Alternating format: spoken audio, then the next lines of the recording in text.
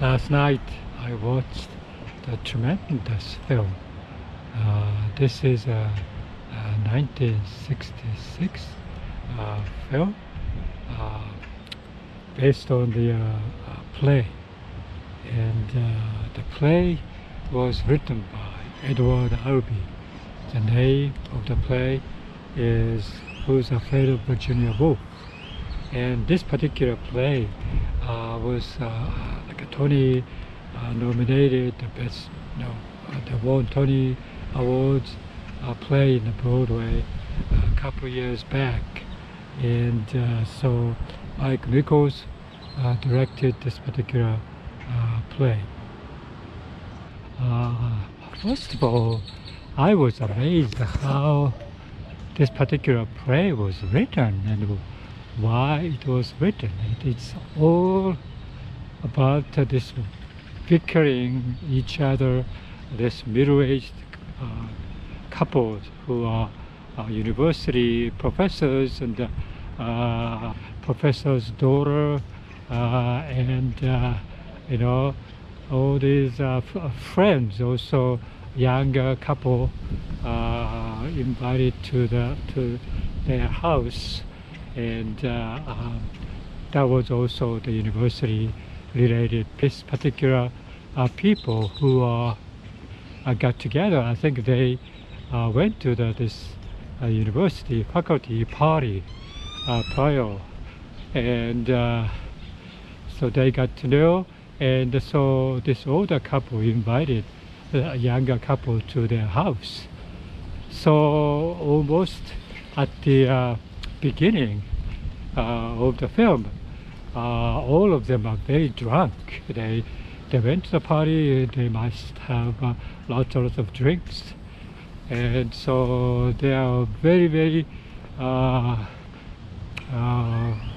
misbehaving, probably rambunctious, and but anyway, so on the course of this particular story, you can see how this relationship is breaking, and relationship is vulnerable to disaster, because I don't know they love each other or not, even the particular behavior, even the alcohol mingling, but I felt like why they're together still, almost like a feeling of that they don't get along each other, because they abuses each other was tremendous. I felt, wow, if they can do that kind of a fight, probably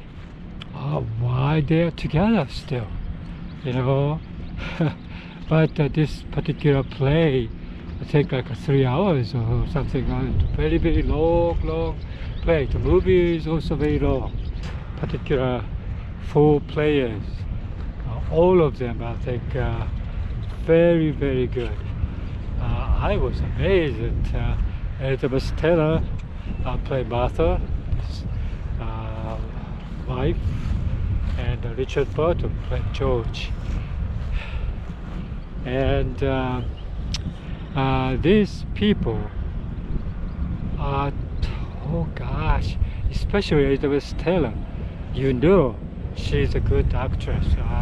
After seeing this, regardless, she is very good, impressive acting,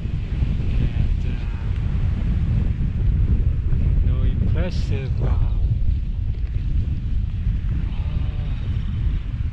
intellectual, maybe I would say, and the way she acts is very, unlike the you feel like Elizabeth Taylor to be beautiful and good actors, but nonetheless beautiful. But in this film, she's still beautiful, but she's middle-aged, and the way she behaved is not beautiful, and lots of abuse and lots of bad behavior due to alcohol, and this young couple played by George Segal and Sandra Dennis are also very, very good. You know, I was amazed how good they are. So you can see them acting there like to their heart content. All of them are Academy Award nominated. Only Elizabeth Taylor got the Best Actress, and Sandra Dennis got the Best Featured Actress. But all of them are nominated. No wonder they are so good in there. So as far as the play is concerned, I'm wondering how this particular play, of course, it's lots of awards and Tony Awards and everything, was received by the audience. I think they are very surprised to see this play, because from onset to the end, it's very, very abusive relationship with four couples, four people, and you see they almost become a tremendous suspense. They become like a very, very dangerous situation. Fighting, stretches to becoming like a very physical violence or something. But there is no physical violence there. It's all verbal violence. I known this particular play and the movies for a long, long time, but I kind of avoid it because it's all, abusive fighting, and the relationship and everything is nothing attractive in there. So I kind of avoid it, but I'm glad that I saw this, because the reason why I think this particular play was awarded like that is like you see the actors play those roles, only 4 people in the entire movies, and but it's gripping storytelling. The audience may be watching them, what happened to them, what's going to happen, and what type of things are revealed. And so it's a main kind of a struggle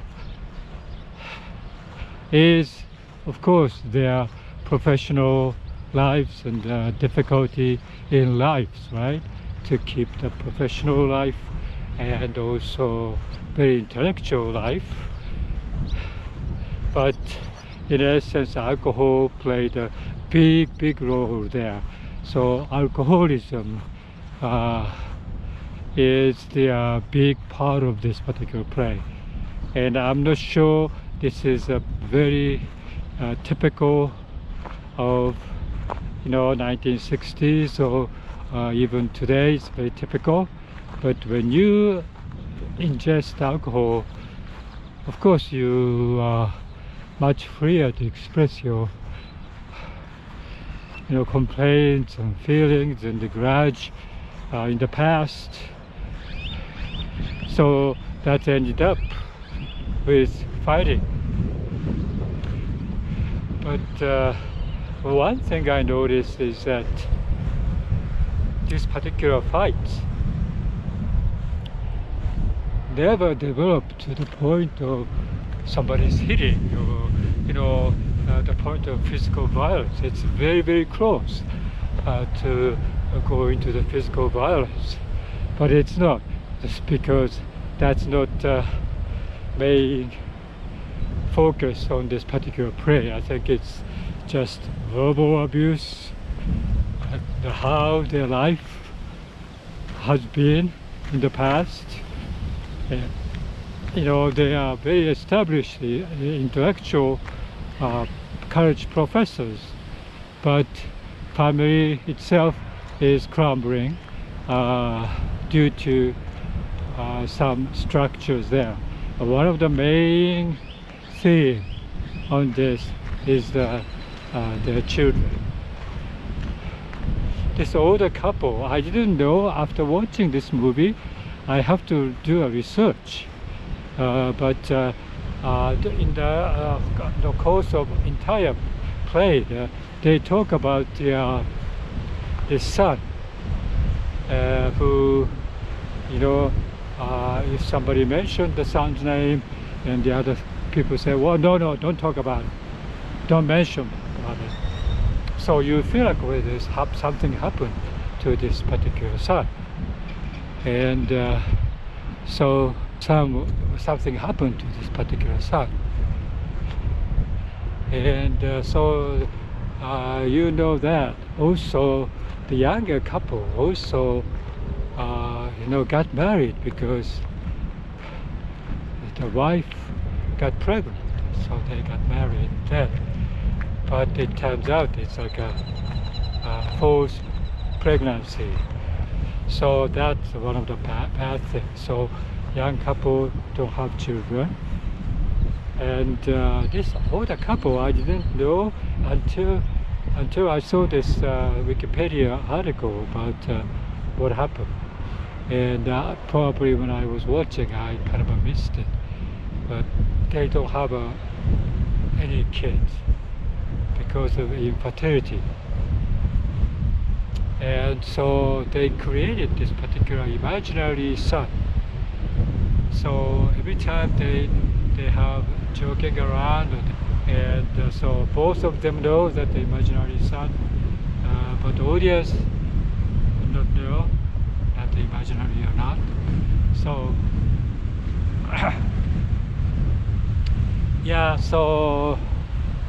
there's a lot of stuff about not being happy just because they don't produce any children, and they can't, and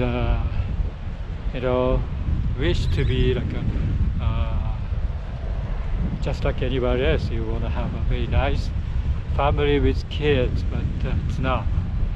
And so that's probably one of the main themes there. That's why one of the reasons is that they have tremendous regret, tremendous grudge against this particular relationship. So you notice, especially Martha is very abusive to her husband, and she had this like a tender moment with him once in a while. So you kind of wondered what happened. You feel like you are pretty much like they are breaking up, but it's not. They're not breaking up. They still maintain their marriage. Even that kind of a difficult relationship, especially with alcohol effects. I think that's when the difficulty comes in. I guess it is something that you kind of marvel about this particular play writing by Edward Albee. This particular thing become like a tremendous theater hit, but it's a very, very uncomfortable thing. And nothing, involved cozy, romantic family relationship or anything like that. It's very, very sad. I think when you get married, people fight, right? Because each individual, wife and husband, has a completely different idea, different direction of life. But they got married, so of course they crash each other and they fight. And this is probably, very true to anyone. Even though people who looked from other eyes, they're kind of an ideal couple, but they also fight. They also have this unhappiness in marriage because of this complaints against each other. So, yeah, that's very, very true. I think that for that reason, I think this one is a very strong piece of theater. And as a matter of fact, that many, many revivals are played at Broadways or everywhere else, on TV and the movies. Yeah. So overall, my impression after watching this film, I felt like, this is an actor's play. This is an actor's, capability of portraying this abusive couple. And for that reason, of course, if you're theater lovers, you want to go to see the play. And a very rewarding experience for that purpose. So I think a kudos to Mike Nichols, who directed this particular movie,